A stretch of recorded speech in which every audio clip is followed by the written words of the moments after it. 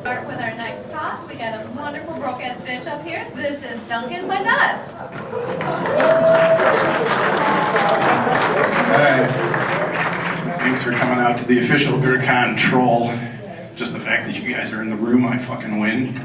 But as if that wasn't enough, I won GrrCON. That's right. It's my trophy. It's in the bag. You know which bag. Alright. By a show of hands, how many people in this room are Pentesters? Come on. Put them up. I knew you'd be out. Alright. By a show of hands, how many people in this room want to be Pentesters? Yeah, we're gonna do that again at the end of the talk. We'll see how this goes. Alright, so dear Pentesters, get bent. It says bent. Somebody asked me, is bent a new tool that you're dropping? No, but they told me I couldn't put fucked in the conference brochure, so it's bent. You get bent.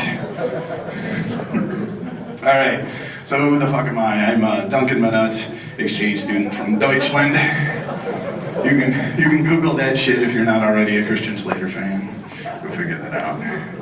Alright, but the rest of the bullet points, this is for real. I was a professional pen tester from 2001 to 2005. I'm now a pen testing customer. Why? We'll get to that maybe. Maybe not, I don't have to answer that. And this is normally the part where the presenter gets up here and drops all his, like, I'm a CIA SSP, look at all the sand shit I've done. Look at my top secret security clearance. I thought I'd drop some real on you, some actual cred. So you can find some of my shit in Frag 50.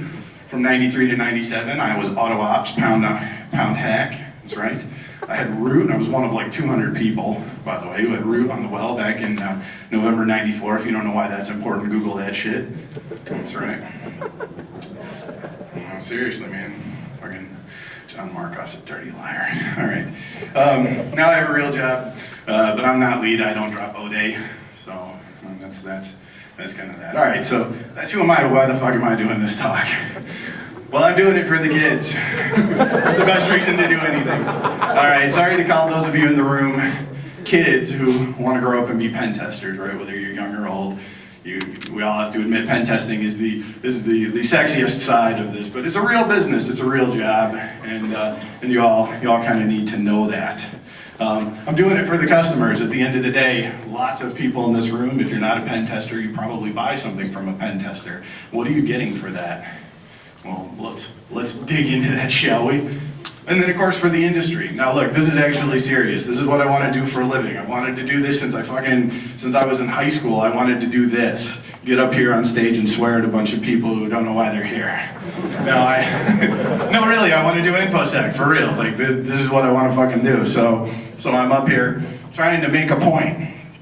How are we doing? This industry is almost 20 years old. Data breaches down? Struggling for relevance in the media, anybody? Anybody trying to relate what it is that's going on in your neck of the woods with what's going on in the larger world?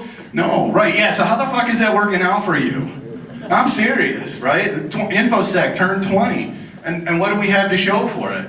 We're center stage and it ain't good news, right? So at the end of the day, I'd like to still be doing this in another 20 years. But the people that are paying us to do this today, the people that are giving us their money, they're going to expect a return. At some point, they're going to want to know what you did with the money you gave them, and if things haven't gotten better and continue to get worse, well, there's a 300-year-old industry that waits in the wings to take over what it is that we do for the business, and they're called insurance. Now, I'm not joking. Like, at the end of the day, if we can't make shit better, then they're just going to go gamble on the free market and get their fucking money back. Why wouldn't they? It's already started, right? Data breach insurance is a real thing you can buy today. So, oh, and for the lulz, right? Let's be honest. Why am I up here? I'm wearing a fucking beard. Come on.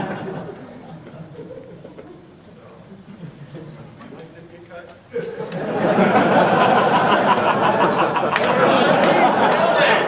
the hit. I'll keep yelling. There we go. Okay. I'll go hoarse for this shit. I will. I really will. All right. So I'm going to stop ranting and tell me something new. Tell you something useful. Last night, Mike Kemp was sitting front row trying to throw shit at me besides dirty looks. Told me that he was going to come and argue with me and heckle me during this talk. And I hope he does, and I hope the rest of you that disagree with me do. Because at the end of the day, if we don't at least start the discussion, this goes nowhere, and the rest of you who suck continue to get paid. So, I'm going nuclear in 3, 2, 1. There you go. Pen testing has no ROI. Does anybody in this room?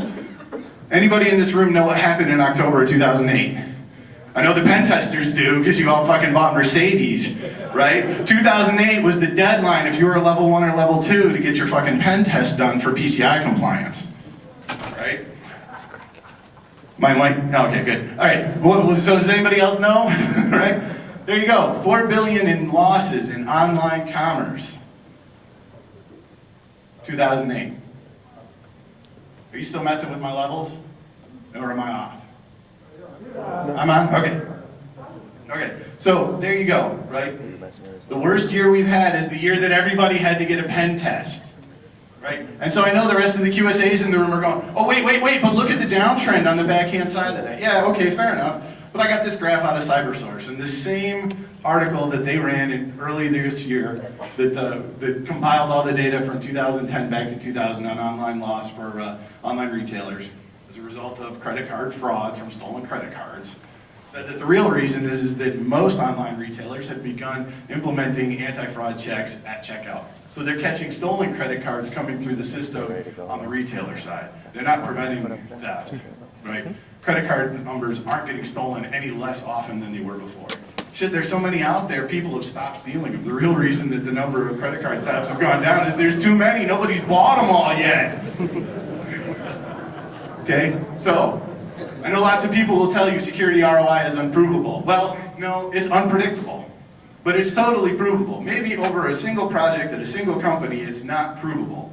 But I think this is fucking provable.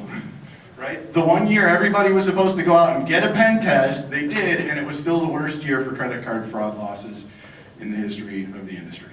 All right. So, yeah, that's right.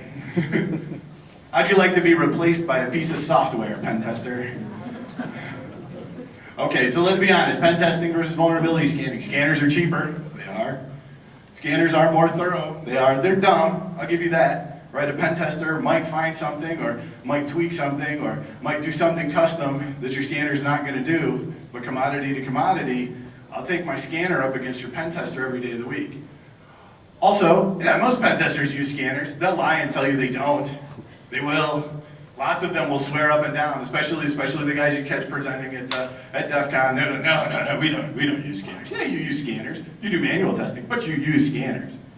Anybody remember AtStake before Symantec bought them out and just blew them the fuck up? Remember them, like the Loft guys? You know, the guy that's in charge of DARPA now, right? DARPA cybersecurity money, like how many hundreds of millions of dollars is that guy in charge of now? Yeah, his company used to run Nessus. I swear to God, I could prove it. I have the fucking Apache logs. Oh, oops, right, Nessus actually puts itself in the user agent string when you scan my web server with it, jackass. And that's my point. Right, so if the best of the best, the baddest of the baddest are using Nessus, what's everybody else using? Something. Some people will tell you straight up they do, others won't, but they all use them. At the very least, every pen tester in here uses them now. Don't you dare lie. All right, the O-Day is a lie. Now this is kind of an old thing. This goes back about 10 years into the industry of pen testing. The pen testers would show up and tell you, we find O-Days. We'll find the stuff that Nessus can't find for you because Nessus only knows about stuff that it knows about, and it doesn't know about stuff it doesn't know about. But we have guys that will find buffer overflows, write exploits, and give them to you. That might have been true in 2000. It might have even been true in 2005. What's happened to the exploit market lately? Anybody? Anybody? Yeah, right. Yeah, exactly. No, you're not getting fucking O-Day. You pwn my IIS server running 2008 R2 64-bit. You think I'm getting that O-Day? You think I'm going to be the one reporting that back to Microsoft as the customer of that pen test? That remote is worth at least $1 million. I paid you $50K. On what planet are you going to turn that over to me as the customer? There's no way in hell. And even if the company were to sign an agreement saying they would do it, the actual pen tester will never do it. It's just a simple law of economics. That's never happening again. So the only O-Day you're getting is in your own stuff. If the pen tester tells you you can have O-Day, they'll get you O-Day, they mean in your crappy web app that you wrote yourself.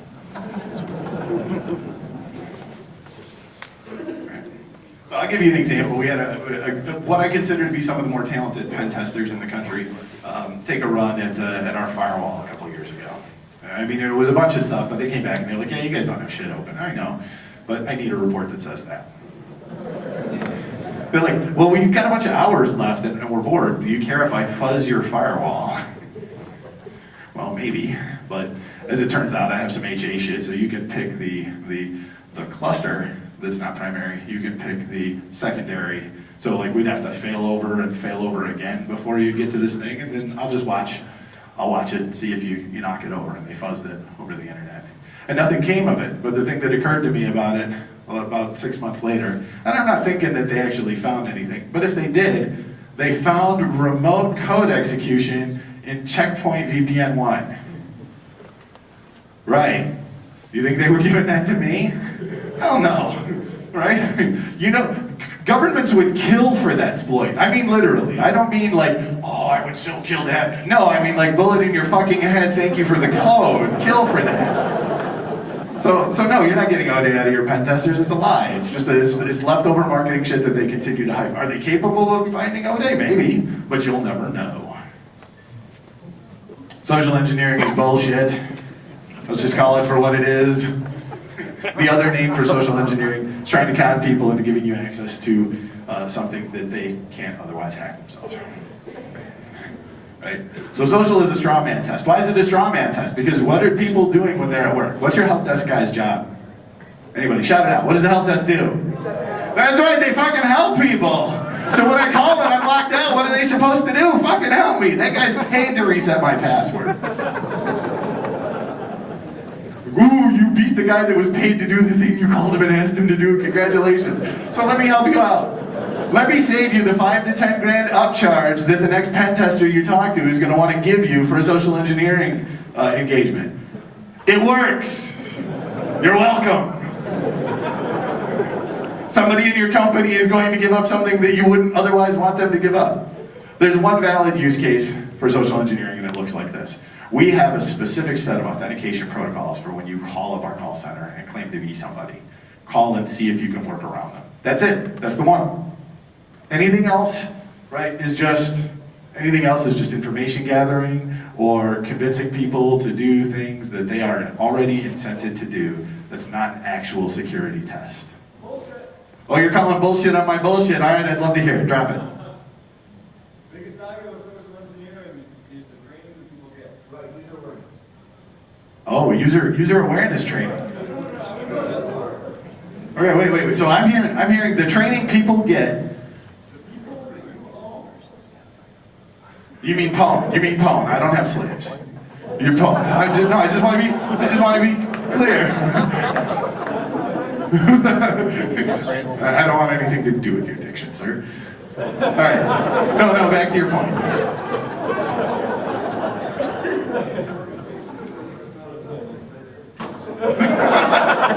That might have been meant for you.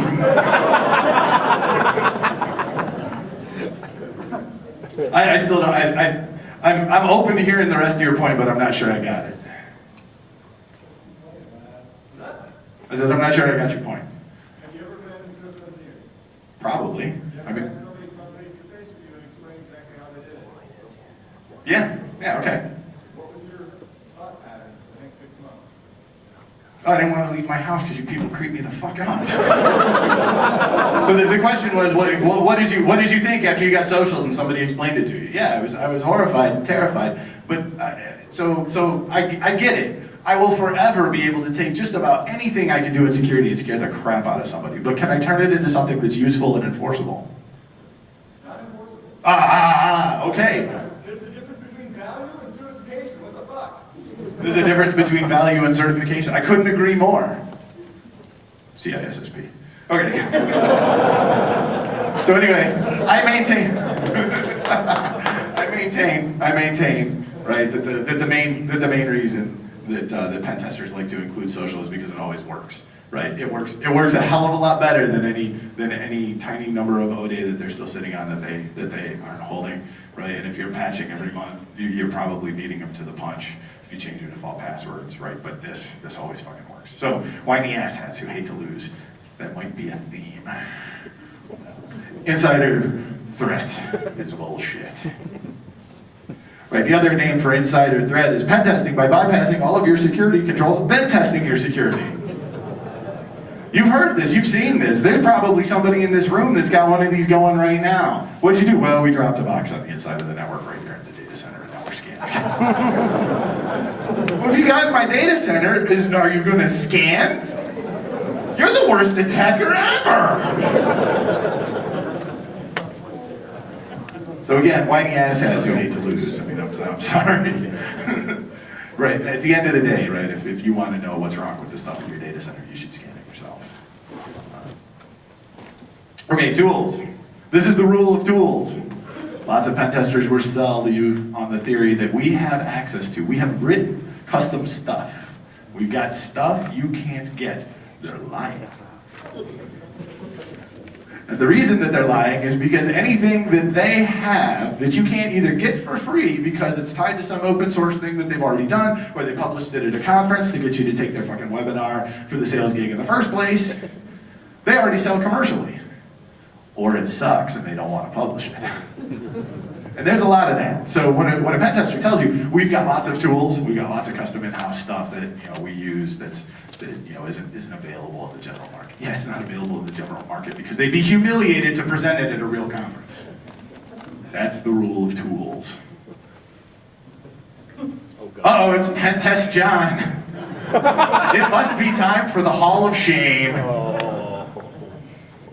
So how many of you out there are on the, come on, raise your hand, you're on the security-focused pen test mailing list? I see some hands, you're on the mailing list.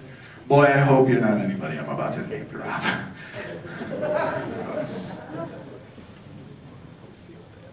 I gotta get to my notes, I didn't memorize all these losers. All right. Hall of Shame number 1, these are verbatim. Yeah, you can see the triple, thank you, this guy's a speed reader. All right, that triple dot is my single edit. I have made nothing up here. I have created no falsehoods. This is a real post. If you slap the first sentence in Google, you will find this. It's really out there. I've recently encountered an HPUX box in a penetration test. I would greatly appreciate it if you could give me directions to look at. Exploits don't work for HPUX as they do for normal Linuxes, Unixes. This is because HPUX, as far as I know, mainly works on SPARC CPUs, thus having big endian instructions, which is different from standard x86. Or am I wrong? I think we can agree, that's right.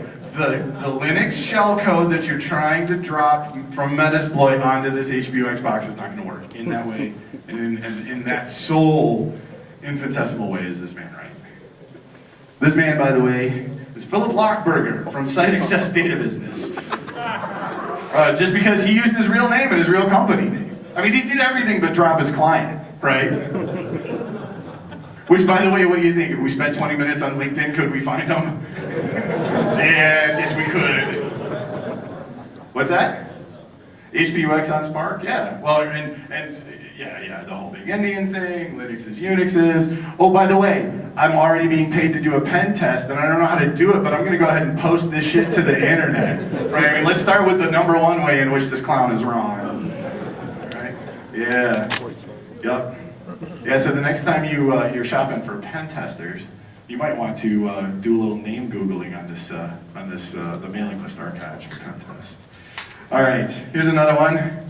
This one verbatim, no evidence. I have a quick question for you. I'm preparing to perform a pen test for a HIPAA compliance requirement. The client has asked if there is a way for me to compare the findings against the HIPAA industry average. The client is compared to other healthcare providers and is either better or worse than the average in the industry. Is there such a thing? Okay, where to start? I mean, we don't even have HIPAA spelled right up here. And he did it twice. He did it twice. It's with 2 A's for the rest of the pen testers in the room. Remember that? 2 A's, 1 P. You can all say that shit, but I'd be happy to take you back to my laptop after this and show you the white paper, the logoed up white paper from Qualys that has HIPAA with 2 P's. Yeah. So, yep, that's what I mean. written by their healthcare security experts. True story. All right, so this is our friend Christopher Jaros at International Network Services.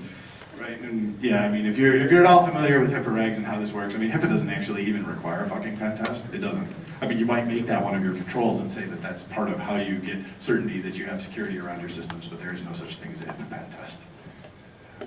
For all the pen testers in the room that are currently selling them, there is no such thing. No such thing.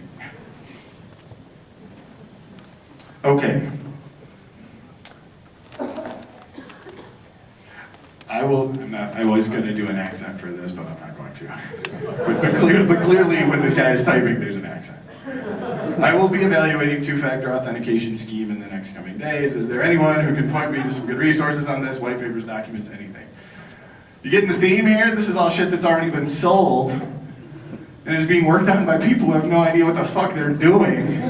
But somebody's getting paid for this, and somebody is paying for this, and at the end of the day, there's going to be a report, and it's going to be written by somebody who will have copied and pasted from fucking white papers that he got from asking about it on a mailing list on the internet.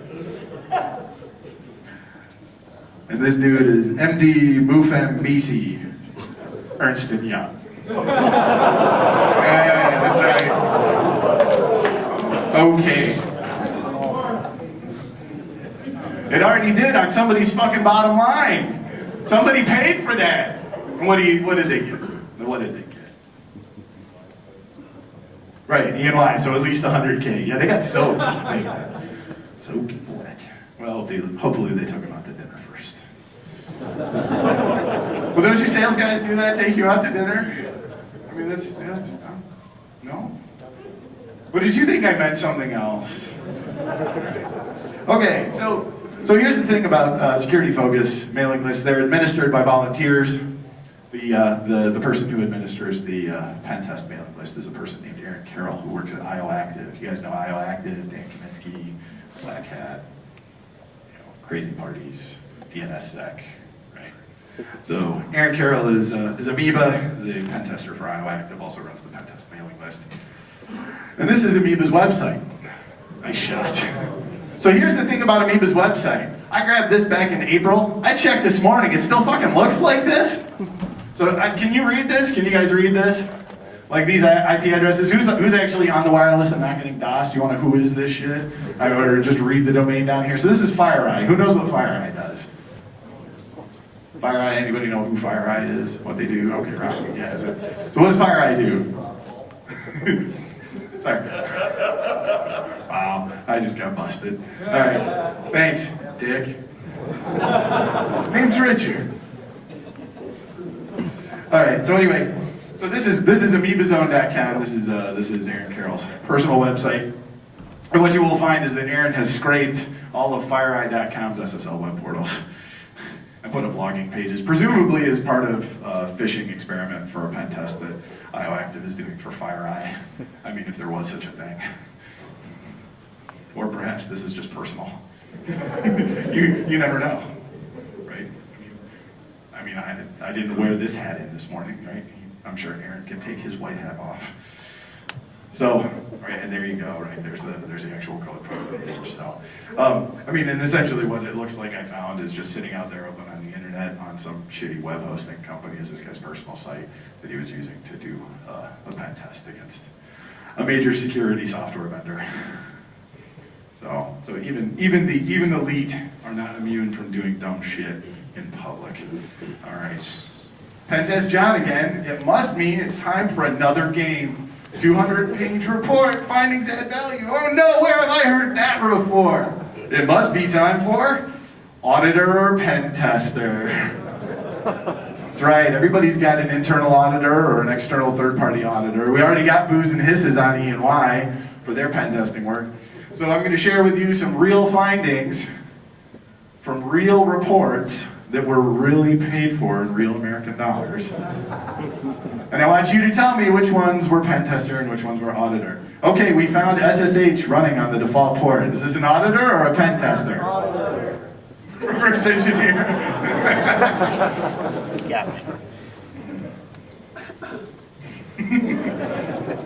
you win, but you're still winning. No, you can't have the trophy. I won the trophy. I won all of GrrCON.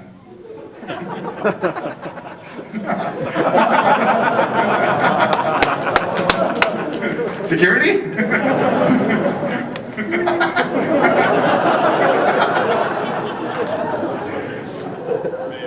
Oh, I've just been DOSed. That's dicked over on stage. So, SSH running on a default port. Of course, that's a Pentester's finding. Found Oracle running on default port. Yes, that's correct. This is an auditor. You may have heard the name before in this talk. Found .rhosts file on server. Server not running RSH or rlogin. Oh, you're wrong. It's an auditor. Even you can't tell. That's my point. Router responds to ICMP timestamp requests. Everybody at once. Pentester, that's right. This shit is still in Nessus and Qualys. Thank you very much. You know, because when it comes to pen testing, it might be really valuable if I could figure out what time zone their internet router is in. Because then I could leverage that in my social engineering attack and know what time to call your help desk. Or I could just fucking call and listen to the message when they tell me when they open. Yeah, that was a real argument. I actually had that argument on a fucking conference call with At Stake. Because, well, right there on Nessus. And yeah, well, I mean, you know, it's information you don't need to give up. I get that information up on my website. Our people know when we're open. I guess that means the bad guys will know, but I'm okay with that. I think I have to be okay with that. You know what? No, he was right. So we changed it. Now all of our business hours are completely randomized. That's right. Okay. All right. Oh, I see the Pentesters starting to slink down in their chair. So the whole reason, the whole impetus, the inspiration for this talk was I went to ThoughtCon, and I don't want to bash on ThoughtCon because ThoughtCon's fucking sweet. Those of you that are local, it's in April. It'll be at the end of April this year. It's in Chicago. It's a one-day conference, small, single track. It's in a bar, and they start serving at 8. It's fucking brilliant. GrrCON, take notice.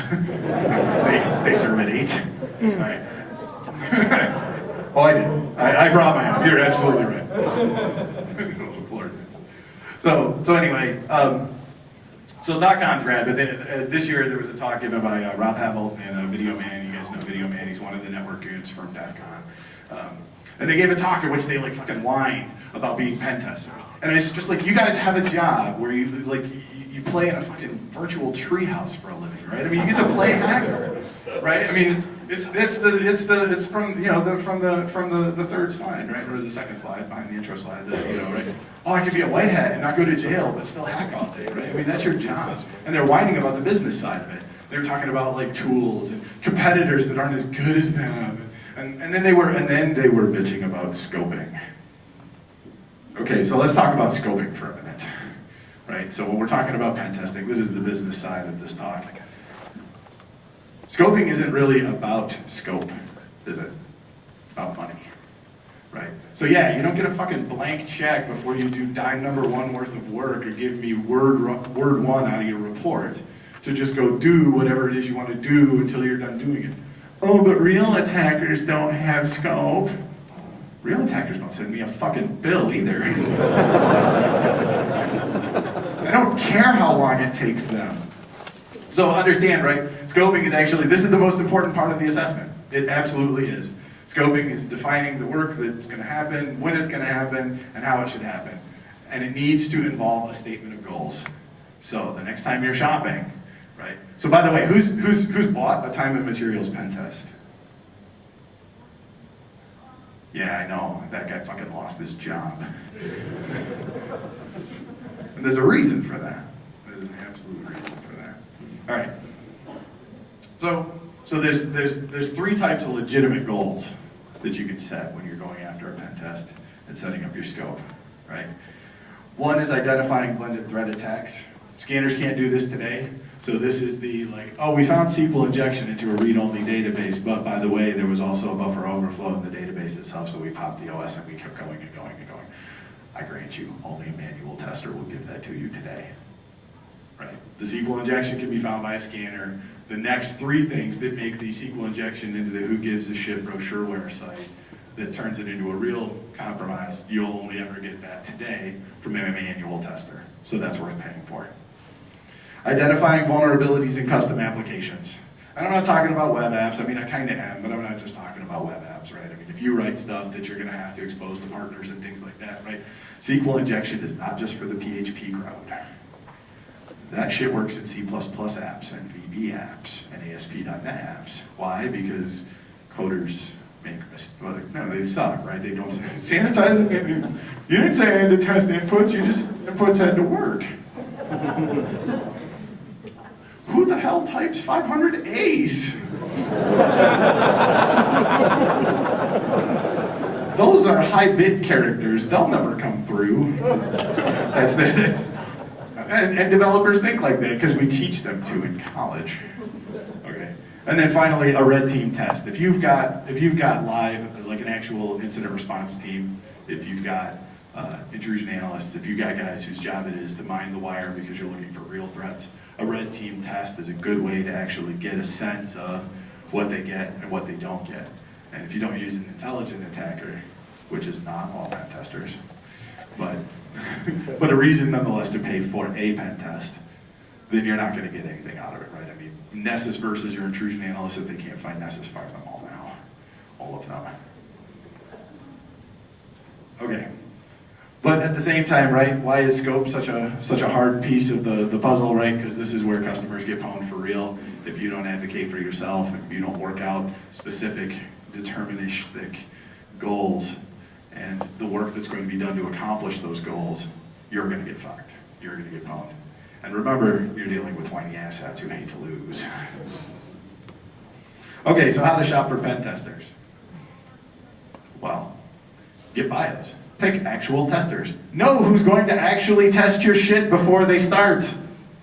Can I get an amen from the people that claim to be real fucking pen testers in the room, please? Like at the end of the day, like I'm sorry if it's the it's Joe or Jack or one of these 20 guys on the list will be doing it. I don't want one of the 20 guys on the list. I want to know who's doing it because at the end of the day, Joe, Jack, or your intern, right? They're not the same. I'm getting something different from what I'm paying for, so I want fucking bios. Give me resumes.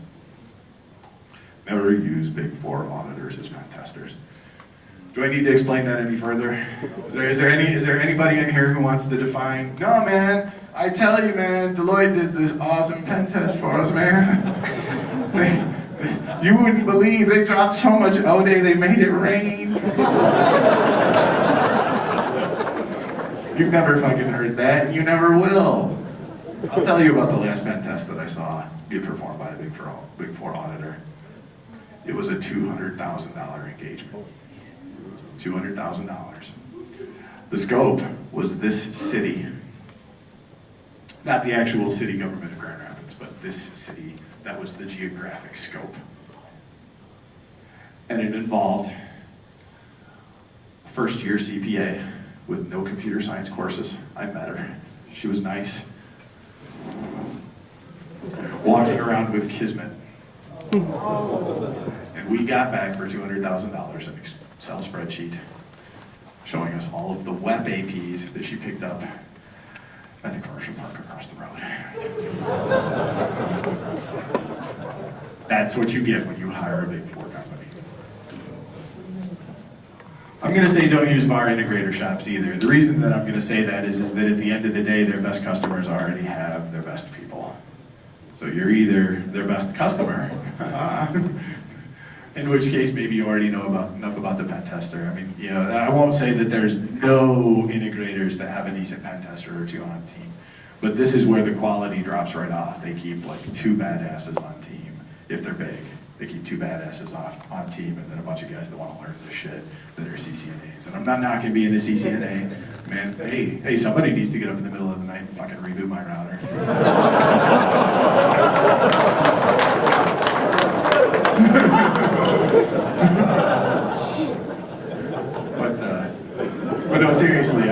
At the end of the day, though, right? I mean, are you pwning my iOS? Like no, you're not. So what good is it that you're a CCNA and now you want to learn InfoSec? So I would, in general, stay away from them. If you put something out to bid, just throw their bids away. I feel straight up. Get hourly rates and time estimates for each task, and get that written in the statement of work. Do not pay for a lump sum. If they show up with a lump sum proposal, that's a roofie, and you're going to get raped.